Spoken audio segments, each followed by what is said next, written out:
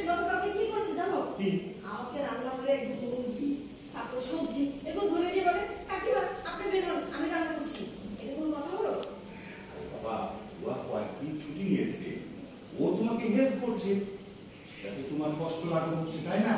তাছাড়া রুমের জামাই যদি ভালো রান্না জানে, ভালো রান্না করতে পারে, তাতে তো তোমার বেশি সাহায্য। কি বলে তুমি? এই ছেলের সাথে আমার বিয়ে দিয়ে দিবে?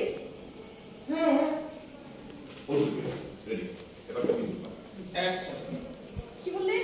এই ছেলের সাথে আবার বিয়ে দিয়ে দিবে? আব্বু আব্বু কি রে মা, এই ভর দুপুর তুই ছাদে এতক্ষণ কি করছিলি? আমি ছাদে গেছিলাম সুইসাইড করতে। কি কি রে মা, বাইরে কি গরম টরম বেশি পড়ছে নাকি? মাথায় একটু পানি ঢালবে? আব্বু তুমি কিন্তু একদম আমার সাথে মজা করবে না। এই বাসার মধ্যে যে কেউ ঘুরতে আসছে, কেউ ঘুরতে কে? হ্যাঁ আমার শুনতেছি ওর সাথে নাকি আমার বিয়ে ঠিক হবে।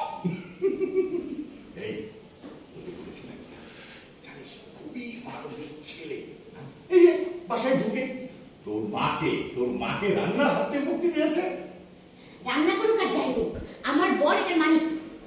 মানে হচ্ছে শুন, রতন হচ্ছে আমার বন্ধু কবিতার ছেলে, অনেক পুরাতন বন্ধু, জানিস অনেক ভালো একটা লোক আর ভালো একটা ছেলে। কি জানি আসছে বলতো ভাই? ছোটবেলায় সোজা চলো না হ্যাঁ